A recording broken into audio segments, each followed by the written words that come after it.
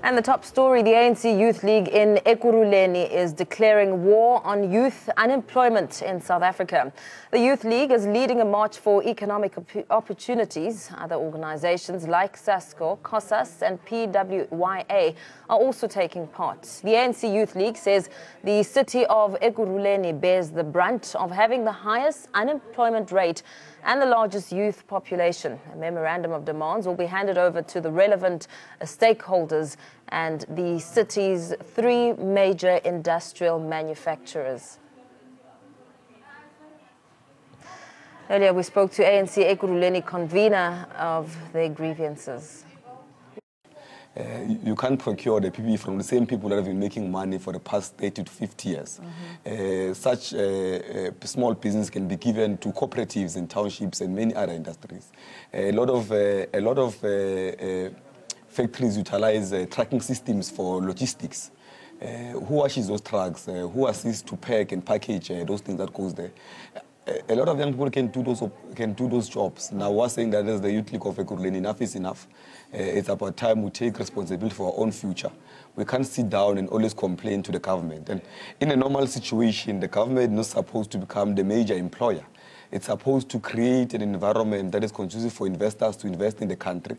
And these investors must create employment for the youth of South Africa. Afro Worldview reporter Totleho Khosilinzwe joins us live now to give us further analysis on the story. Totleho, good afternoon to you. The youth in the city of Ekurhuleni are clearly fed up. What are you observing on the ground? Good afternoon to you, Mpo, in studio, and to our viewers once more. Well, what's happening on the ground right now is that people have started to come through. More so, the youth have come to in their numbers. We've seen a few buses come and drop off them, and we are indeed expecting more. Yes, like you said, they are fed up, saying that enough is enough with the rife unemployment that is in Ekurhuleni. But just to give us further analysis on the story, we have Colin Malaki, who will just unpack the plans that they have for us today from here where we assembled to the factory. Thank you so much for speaking to us, Colin. Just give us a breakdown of what is expected to happen, because we do understand that this march was supposed to start at 9 o'clock. I'll first start by apologizing for the delay of the march. We had challenges with transportations of our members of both all the organizations that are invited here. But they've confirmed that now all transports have left their pickup areas. They're on their way here. From here, we're going to move with all the masses, about close to a 5-kilometer walk to Score Metal to hand over a memorandum that will be received by Palo World, received by Console and Score Metal, and many other smaller industries around here. Our memorandum is very clear that firstly, we want youth employment in all of these factories, because we don't understand as the Youth League how can we become an industrial hub of Africa, but we still have the highest level of unemployment in Ekurhuleni as a region, where we are the industrial hub of Africa as a region. And we also say that part of the CSIs that they have, they must go to youth organizations that are assisting to fight inequalities in townships. They must stop funding already rich organizations like Afro Forum, that is receiving over 50 million maybe every month from these factories here. The same factories that are exploiting the people that are working in them, who are not benefiting anything from them. We're saying that enough is enough. They must redirect their investment to township economies.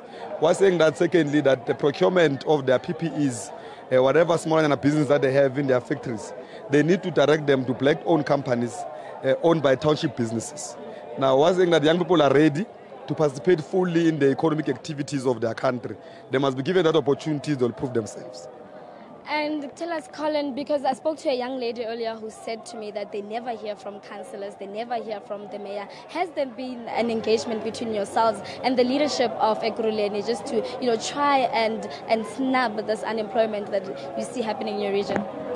We have arranged a meeting with the leadership of the region to try to engage with them so that they also contribute to their role. We have started that as our first lap of our program.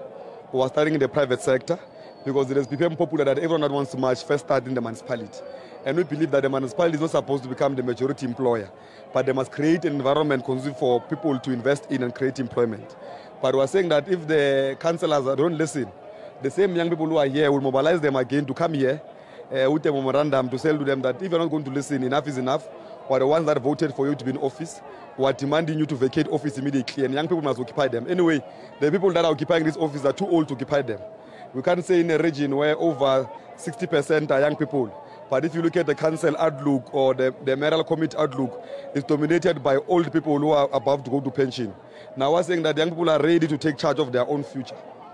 And with these companies that you'll be marching to today, obviously you have a memorandum of demands that you're going to be handing them over. What is the plan of action should they not come back with the desired answer?